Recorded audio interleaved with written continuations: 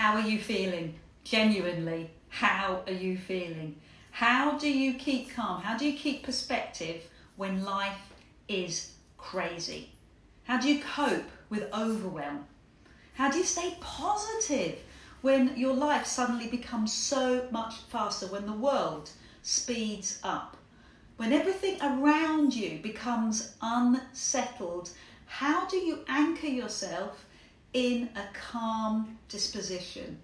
How do you stay sane?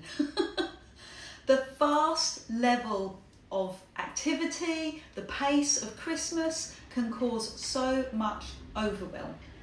All your good intentions, all your plans for the week, your goals that you set yourself, the achievement, the things that you want done, they're all there.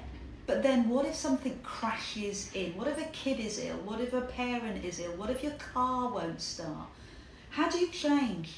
How do you adapt? How do you cope with life when something bombards you from the right side? Resilience. Resilience. Building your resilient path. Keeping a health bank. Keeping yourself in the moment will help in the longer term. So you know that stress can come out of nowhere. Stress can build very, very quickly. You have to react instantly. And other people's agendas pushes into your own. And over time, that can make you feel resentful, being the bottom of the pile, because you have to sort everything else out before your own agenda can be touched or approached. How do you change and adapt quickly? Sometimes it can be the straw that breaks the camel's back. That one more request on your time. That's it, I'm done. Can't cope anymore. I've been there. I remember it so clearly. Really early one morning, a long time ago, I went to work, I went into my office. I'd cleared my desk the night before. I knew that I was stressed. I knew that stress was in my system, and I sat down at my desk and an unopened envelope landed on my desk. Okay, I can cope with that, it's fine. And then something else pretty dramatic happened at the same time, and that completely threw me. Do you know what it was? The phone rang. The phone rang and an envelope, and that was it. Bailout time. I could not cope. It had been building for years. I kept putting more and more pressure on myself to be the best that I could, and I couldn't cope any longer. I had to walk out. I had to leave that office. I had to leave eventually that job, and even that career. Over time, I had to make changes. So I'm sure you've had similar experiences when something really simple triggers a huge emotional reaction. So how do we stop it? Well, what worries me, what the concern is as computer technology gets faster, artificial intelligence gets faster, quantum computing is going to be part of our lives.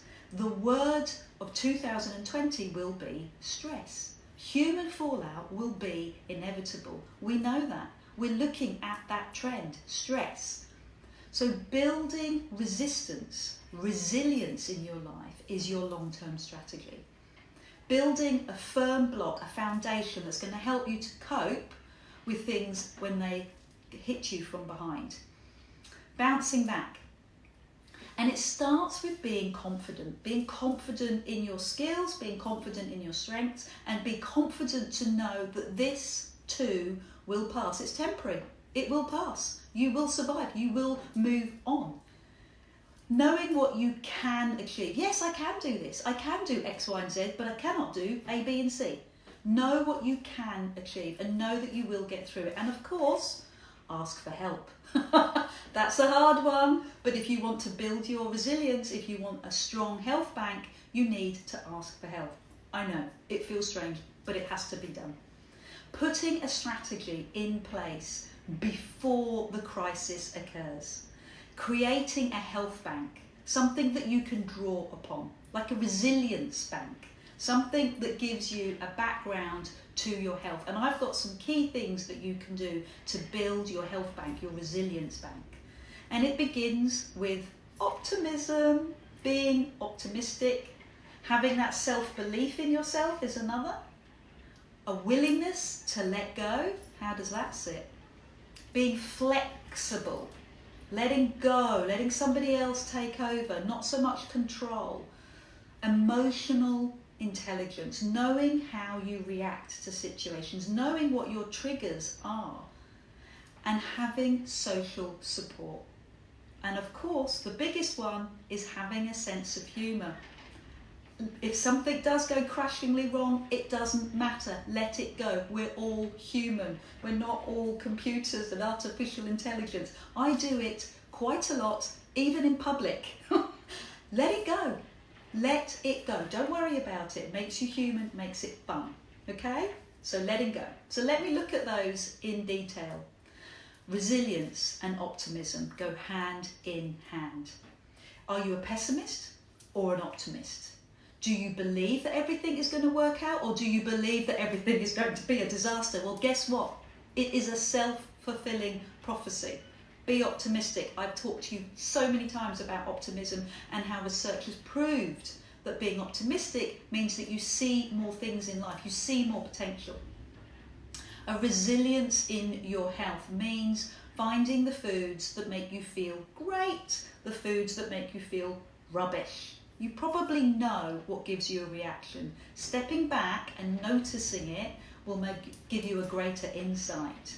I'd love to know what your stress valve is on a Friday night. This is something I talk about a lot. What is your stress valve? Is it, yes, sugar and red wine?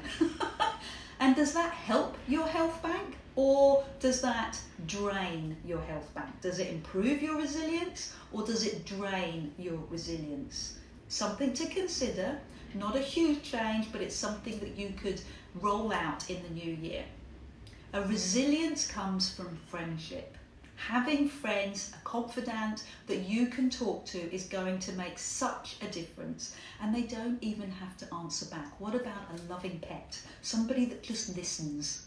Somebody that you can talk to, a social group that feels warm and comforting and helpful to you. Mindset is so important to your resilience, to overcoming stress. Being present in the moment gives you a healthier mindset. So if you're present and you anchor yourself in a good moment and come back to it, it's going to help you when times are hard. Blocking out the negativity, and the negativity comes from your own thoughts.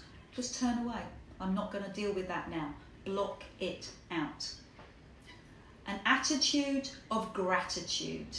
Doing your 3 gratitudes in the morning, at night, waking yourself up with an optimistic, grateful demeanour will change your life.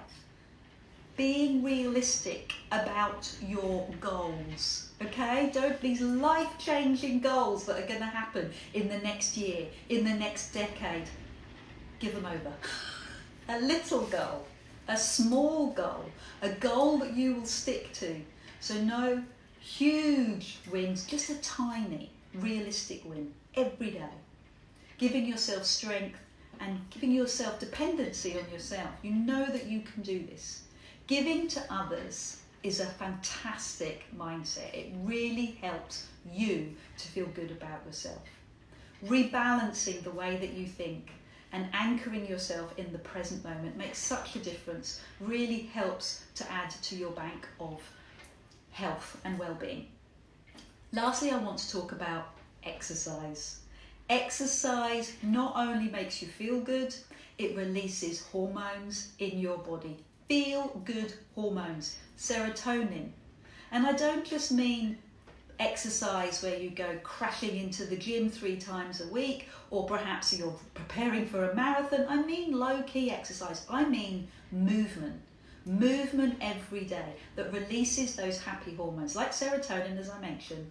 Serotonin is the precursor to dopamine. Dopamine is the happy hormone, and it rewards the reward center in your brain. And so you become addicted to it and you want more and more. But Reward centres are triggered by other things, as you know, sugar and booze, and that will also reward the centres in your brain. So you have to make a choice, you have to make a decision, and then that decision becomes easier and easier. It becomes flow.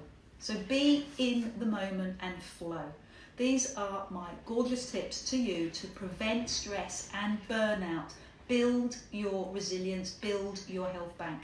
I'm Adele from Get Gorgeous. My best-selling international book in the UK and Australia reached #1.